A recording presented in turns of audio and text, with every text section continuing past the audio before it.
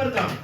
కోరుకున్నవాడు నిన్ను పిలుస్తున్నాడు. వస్తావా ఆయన పాదాల దగ్గరికి? వస్తావా ఆయన ఆశీర్వాదం పొందుకోవడానికి పిలుస్తున్నాడు. రా, నిన్ను నేను ఆశీర్వదించేవాడిగా చేస్తాను, నిన్ను దీవెనకరంగా చేస్తాను, నిన్ను సమాజంలో తలెత్తుకునేవాడిగా చేస్తాను, నిన్ను గౌరవప్రదమైనటువంటి వ్యక్తిగా చేస్తాను, నిన్ను రాజుగా చేస్తాను అని పిల్లల దేవుడు మనల్ని పిలుస్తా ఉన్నాడు. దావీదుని పిలిచాడు దేవుడు.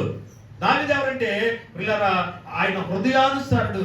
అందుకనే దావీదు అంటున్నాడు, అయ్యా ఇదిగో నేను గొర్రెలు కాసుకునేవాడినయ్యా, నేను బుద్ధి లేనుండయ్యా, నేను ఇలువ లేనుండయ్యా, కానీ నువ్వేం చేసావంటే నన్ను రాజుగా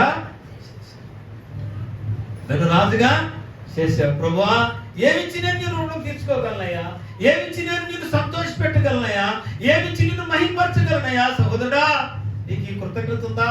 సహోదరి నీకు ఈ కృతజ్ఞత ఉందా? ఏమంటే మనుషులందరూ త్రోసేశారు, అన్నదమ్ములు త్రోసేశారు, అవమానించారు, కానీ పిల్లరా దేవుడు ఒక్కడే